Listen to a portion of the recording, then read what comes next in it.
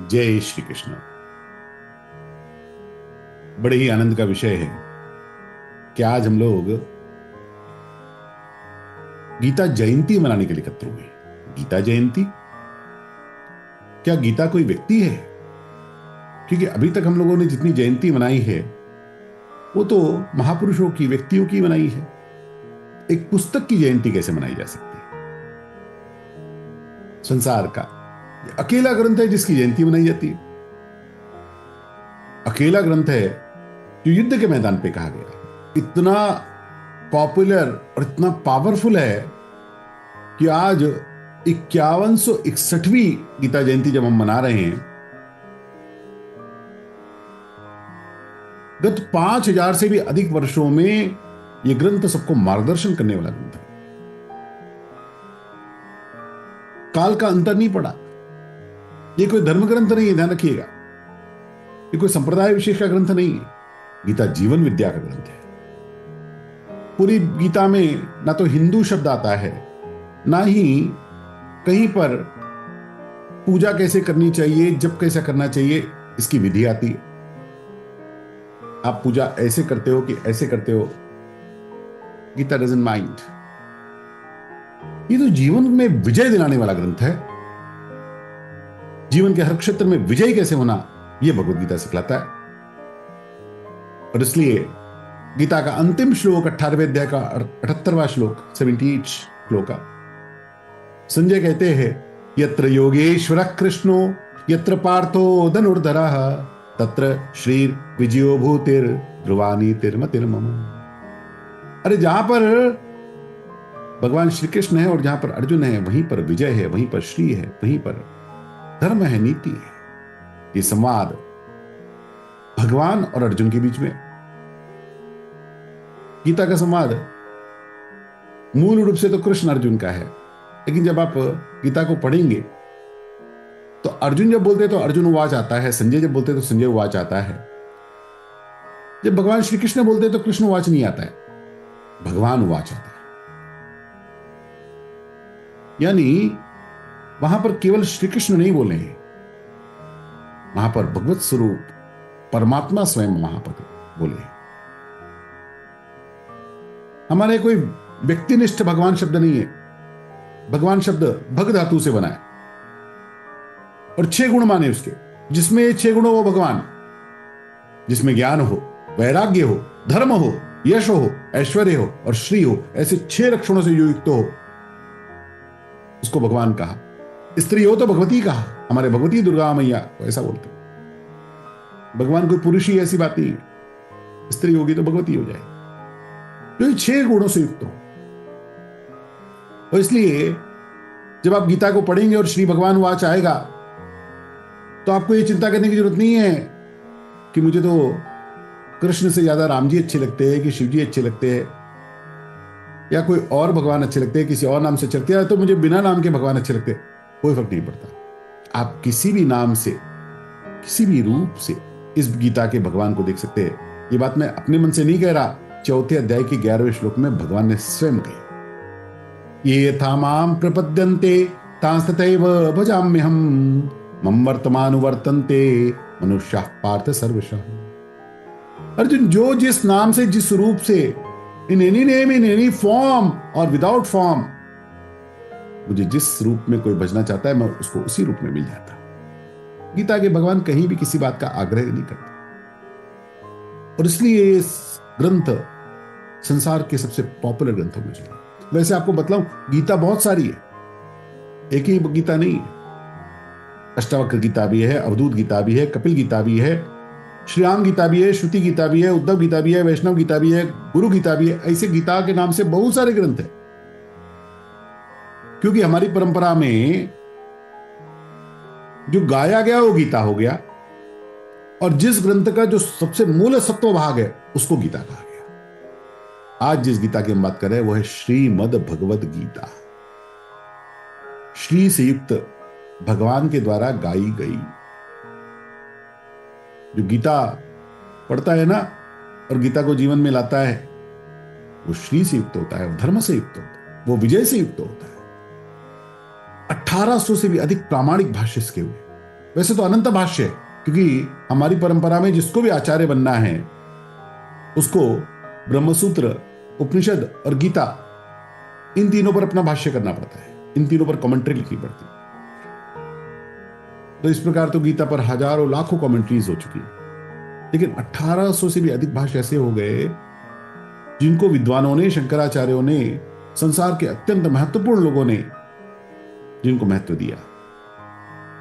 आदि शंकराचार्य भगवान का शंकर भाष्य है, चाहे रामानुजाचार्य भगवान का रामानुजाचार्य भाष्य है, चाहे मधुसूदन सरस्वती जी की गुणार्थ दीपिका हो, श्रीधर स्वामी की सुबोधनी टीका हो, ज्ञानेश्वर महाराज की ज्ञानेश्वरी हो, तिलक की गीता रहस्य हो, गांधी जी की अनासक्ति योग हो, अरविंदो की एसे ऑफ गीता, परमहंस योगानंद की ईश्वरार्जुन संवाद, विनोबा भावे की गीता आई।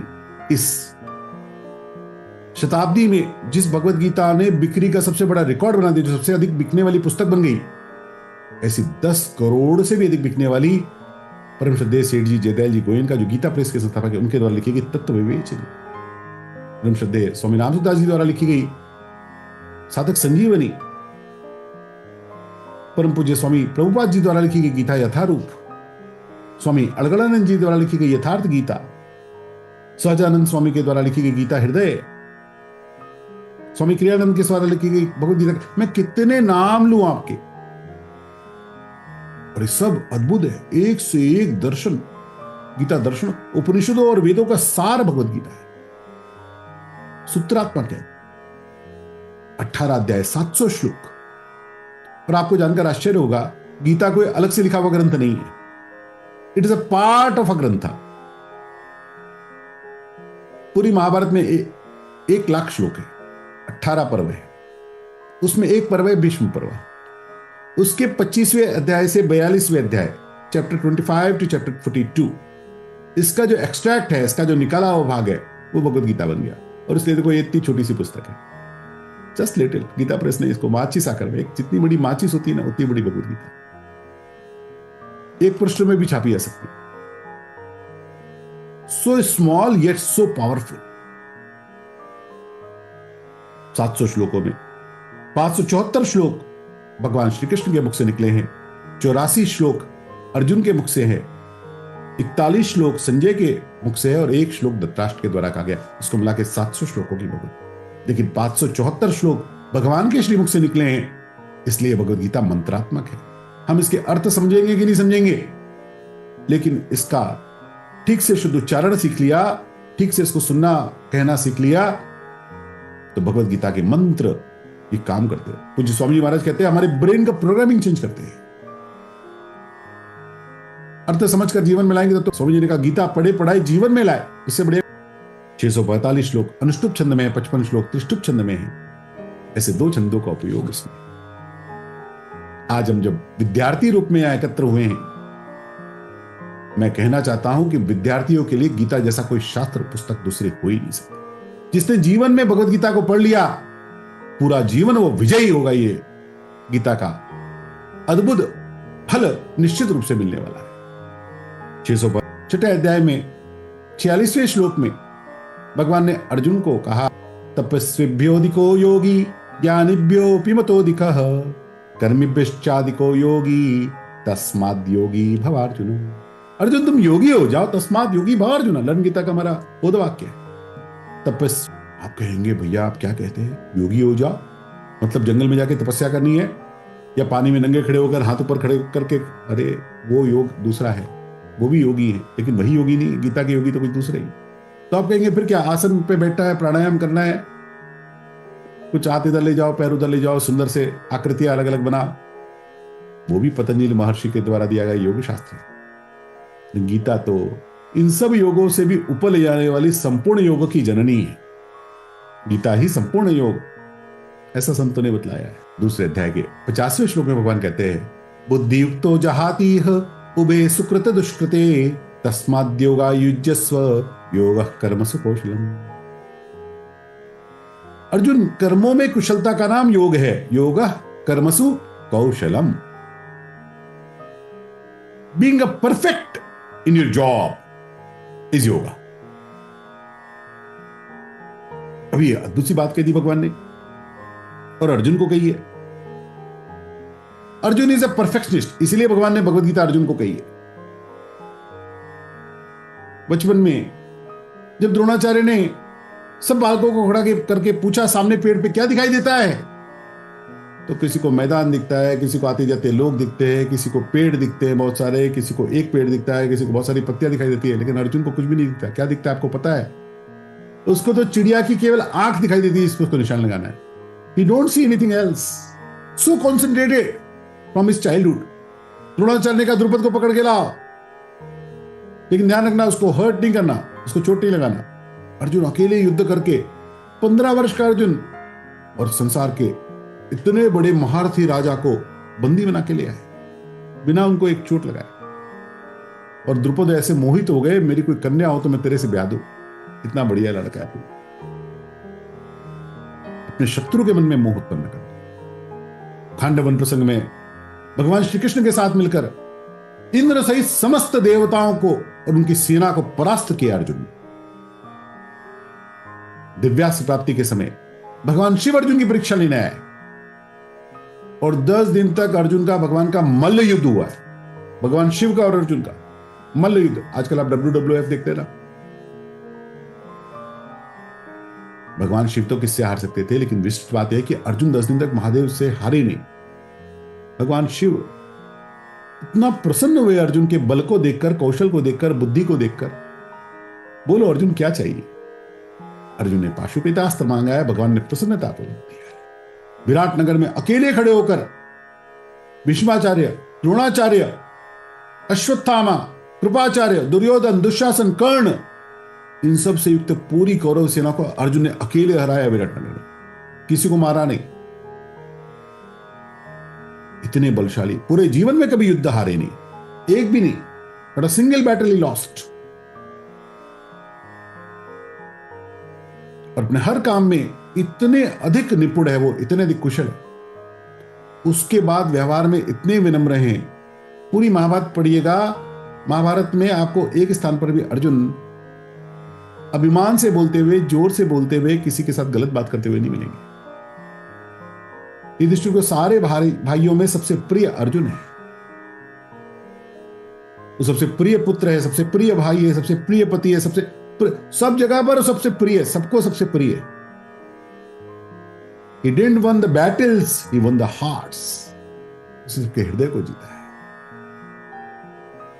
जीवन अर्जुन के जैसा होना चाहिए। एक छात्र को अपने जीवन में आदर्श लेना हो तो हमारा हीरो वो अर्जुन होना चाहिए। जो अर्जुन को अपने जीवन का आदर्श रखेगा वो जीवन में कितना, उसका जीवन ही चमक जाएगा।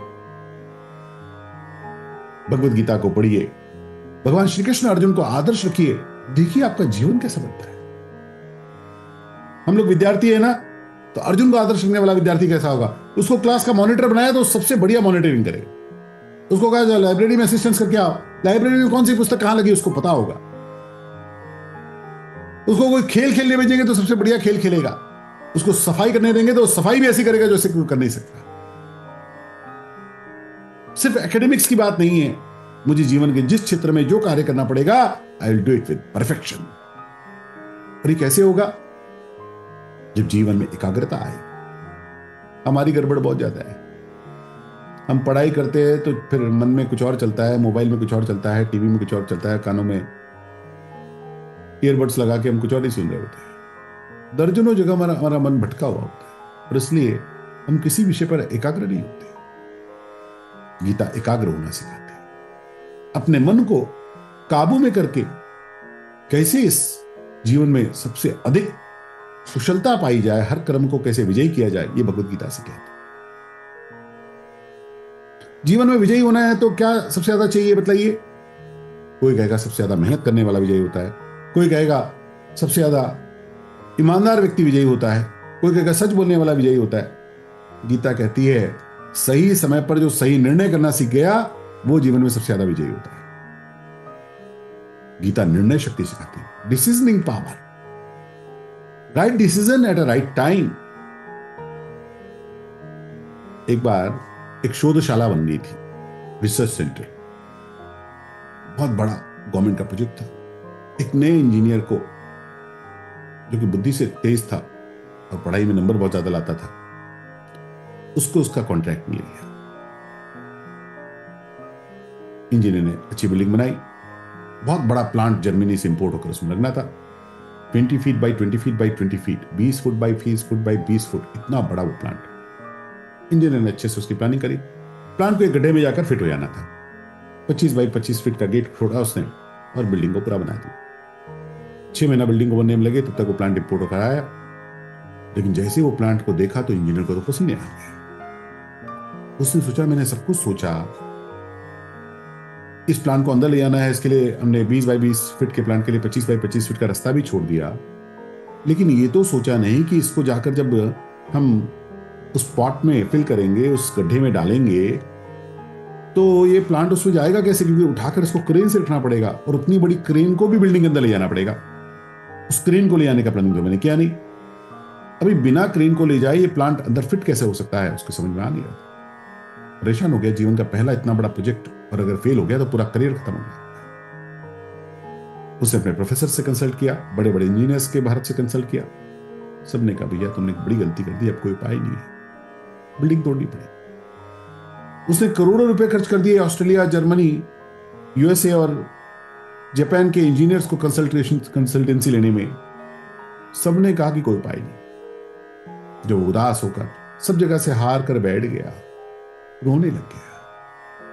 अचानक जो मजदूरों की टीम उस बिल्डिंग को बना रही थी, उसमें से एक मजदूर उसके पास आया। उसने कहा, सर आप मेरी थोड़ी बात सुनिए, मुझे पता है आप बहुत परेशान हैं, 1 महीने से सब काम रुका हुआ है और ये प्लांट अंदर नहीं जा पा रहा है, मेरे पास एक उपाय है। उसने कहा, जाओ भैया, क्यों मेरा सिर खाते हो, बड़े बड़े पूरी दुनिया के इंजीनियर जो उपाय नहीं बदला पाते, तुम कहां से लाओगे, एक गरीब मजदूर हो तुम। उसने कहा, सुन तो लीजिए, मैं गीता पढ़ता हूं। उसने कहा, गीता में इंजीनियरिंग थोड़ी पढ़ाई जाती है। उसने कहा, गीता में इंजीनियरिंग नहीं पढ़ाई जाती, लेकिन गीता में विजय के सब सूत्र बतलाए जाते हैं, और जिस समय कोई सूत्र काम नहीं करता उस समय गीता काम करती है। इंजीनियर ने उसको थोड़ा टाला, फिर वो टला ही नहीं। उसने कहा, अच्छा मेरी बात सुनिए, थोड़ी बात आपको समझ में आ जाए तो आप करिएगा, नहीं समझ में आए तो छोड़ दिएगा। उसने कहा, चलो अच्छा बताओ क्या कहते हो। उसने कहा, सर हमको इतना बतलाइए, इस प्लांट को अगर पानी में डुबोया जाए तो इस प्लांट को कोई नुकसान होगा क्या। तो इंजीनियर ने उसका मैनुअल निकाला, पढ़ा, देखा, बोला नहीं कोई खास बात नहीं, इसमें 2-3 मोटर लगी, अगर वो मोटर निकाल के पहले से हटा लेंगे, तो प्लांट को पानी में डूब जाने दे तो कोई प्लांट का नुकसान नहीं है, हम पानी को सुखाकर मोटर को वापस फिट करके प्लांट को चालू कर सकते हैं। उस सामान्य मजदूर ने कहा कि साहब आपका काम हो गया। इंजीनियर हैरान होकर उसको देख रहे, तुम क्या कह रहे हो, मैं पूरी दुनिया में करोड़ों रुपए कंसल्टेशन के खर्च कर चुका हूं, वो कहते नहीं हो सकता, तुम कहते हो जाएगा, बिल्डिंग नहीं तोड़नी पड़ेगी। उसने कहा, नहीं साहब नहीं तोड़नी पड़ेगी। कैसे होगा बतलाओ। उसने कहा, सर एक बड़ा सिंपल आइडिया है, प्लांट को अंदर ले जाने के लिए तो आपने जगह छोड़ी है 25 बाई 25 फीट की, हमारा प्लांट आराम से ट्रक से टो होकर अंदर चला जाएगा। हाँ बिल्कुल चला जाएगा, लेकिन हम उसको उठा के रखेंगे कैसे। सर हमको उठा के रखने की जरूरत नहीं है। अरे तुम पागल हो, हम गड्ढे में उसको डालेंगे तो प्लांट गिर के टूट नहीं जाएगा, हम उसको गड्ढे में ऐसे नहीं डालेंगे। तो कैसे डालेंगे। सर हम पहले पूरे गड्ढे को बर्फ से भर देंगे, और बर्फ से भरने के बाद हम प्लांट को उस सपाट हुए बर्फ के गड्ढे पर स्लांट करके प्लेस करेंगे। धीरे धीरे बर्फ पिघलती जाएगी, हम वो पानी बाहर निकालते जाएंगे, और प्लांट थोड़े समय में 1 हफ्ते में नीचे जाकर बैठ जाएगा। हम सारा पानी निकाल लेंगे, फिर मोटर फिट कर देंगे। इंजीनियर ने इतना सुना, उसने कहा, ब्रिलियंट, हम सब इतनी पढ़ाई करके ये सोच नहीं सके, तुम ये कैसे सोच पाए हो, ये तो हो जाएगा। इंजीनियर ने वो प्रयोग किया, और प्रयोग करके आखिर में वो प्लांट वहां फिट हो गया। सारी पढ़ाई जो बात नहीं बतला पाती, वो भगवद गीता के सूत्रों से मिल जाती।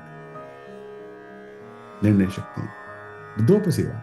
उसको पूछा, तुम कैसे जानते हो। बोले, साहब हम गांव में रहते, गांव में क्रेन नहीं होती, हमको जब कोई बड़ा सामान कोई बड़े गड्ढे में डालना होता तो हम बर्फ डाल के ही करते, यही हमारी प्राचीन पद्धति है, हमारे यहां बचपन से हम ये देखते आए। परंपरा का ज्ञान पुस्तकी ज्ञान से कई बार बहुत बड़ा है। जो गीता पढ़ता है उसको दुखों में संयम रखना आता है। दूसरे अध्याय के 56वें श्लोक में कहते हैं, दुखेश्वनु दिग्नमनाः, गीता पढ़ने वाला घबराता नहीं, उछलता नहीं, फूलता नहीं, मुंह नहीं फुलाता। मन का हो गया तो बड़े फूले घूम रहे हैं, स्टेटस लगाते हुए चल रहे हैं, और मन का नहीं हुआ तो सैड स्टेटस लगाते हुए घूम रहे हैं। गीता पढ़ने वाला ऐसा नहीं होता। 5वें अध्याय के 3 अध्याय में भगवान ने सन्यासी का वर्णन किया, गेय सनित्य सन्यासी। वो आप कहेंगे भैया आप पहले योगी बना रहे, सन्यासी बना रहे। अरे गीता का सन्यासी गेरुए कपड़े पहनने वाला सन्यासी नहीं है केवल, जो किसी से द्वेष नहीं करता, जो मुझे जो मिला उसमें संतुष्ट रहता है, जिसके पास विश की डिमांड्स की बहुत लंबी लिस्ट नहीं है, जो रैट रेस में नहीं भागता, मुझे ये भी चाहिए, मोबाइल का ये वाला मॉडल चाहिए, जूतों को ये वाला मॉडल चाहिए, मुझे तो ये वाला ज्योमेट्री बॉक्स चाहिए, मुझे तो ये वाला पेन चाहिए, मुझे तो ऐसा वाला स्कूल बैग चाहिए। जो जो मिल गया उसमें प्रसन्न रहना सीख लेता है, उसको कभी दुख नहीं। जीवन में जिसकी डिमांड्स बहुत अधिक है, वो डिमांड्स पूरी हो गई तो अगली डिमांड खड़ी कर लेता है, और पूरी नहीं हुई तो दुख होकर रोता है। जीवन पूरा आनंदमय जीना है, इसके सूत्र भगवत गीता में। एक विद्यार्थी के लिए ज्ञान की महिमा भगवान बतलाते। 4थे अध्याय के 38वें श्लोक में भगवान कहते हैं, नहीं ज्ञानेन सदृशम पवित्र में विद्यते। अर्जुन, ज्ञान के समान पवित्र कुछ भी नहीं है। Attain the knowledge. क्यों? भगवान कहते हैं, अर्जुन ज्ञानाग्नि दग्ध कर्माणि। ज्ञान अग्नि के समान है, ये हमारे सारे डाउट्स को नष्ट कर देती है, ये हमारे सारे अज्ञान को नष्ट कर देती है। 4थे अध्याय के 36वें श्लोक में भगवान कहते हैं, ज्ञान प्लवेन नैव वृजनम संतरिष्यसि। ज्ञान नौका के समान है, ये हर समस्याओं से पार लगा देती है। जिसके जीवन में ज्ञान है, वो देखो ना, उस मजदूर को ज्ञान, उसका कितना बड़ा ज्ञान काम आया। करोड़ों रुपए के शुल्क से भी जो बात नहीं पता लगती, उसके वो ज्ञान से पता लगी। भगवान कहते हैं, अर्जुन ज्ञाना सिनात्मनः चित्वैनम संशयम योगम आतिष्ठोत्तिष्ठ भारत। 42वें श्लोक में 4थे अध्याय के बोलते हैं, ज्ञान तलवार के समान है, it clears and destroys every doubt. सब संशय का नाश करते हैं। ज्ञान कैसे प्राप्त करना? भगवान 4थे अध्याय के 39वें श्लोक में कहते हैं, श्रद्धावान लभते ज्ञानम। अपने आचार्यों पे श्रद्धा करो, अपनी परंपरा में श्रद्धा करो, गीता में श्रद्धा करो। श्रद्धावान लभते ज्ञानम। जो श्रद्धावान होता है वो ज्ञान प्राप्त करता है। इसलिए आज इस गीता जयंती पर हम सब लोग योगी बने, कर्मों में कुशल बने, इच्छा और कामनाओं के सन्यासी बने, और ज्ञान प्राप्त करने के लिए आतिष्ठोत्तिष्ठ भारत। आइए उठकर खड़े हो जाएं, हम निश्चय करें कि जीवन में गीता को धारण करें। learngita.com पर जाकर आप ये भगवत गीता को शुद्ध पढ़ना सीख सकते हैं, उसके उच्चारण भी जान सकते हैं, इसके अर्थ को भी जान सकते हैं। बहुत बहुत आनंद के साथ हम इस गीता जयंती को मनाएं, और पूरे जीवन भर गीता को अपने जीवन में लाकर, उसके सूत्रों को लाकर इस जीवन को विजयी करें। इसी बात के साथ अपनी बात पूरी करता हूं। सभी को धन्यवाद। जय श्री कृष्ण।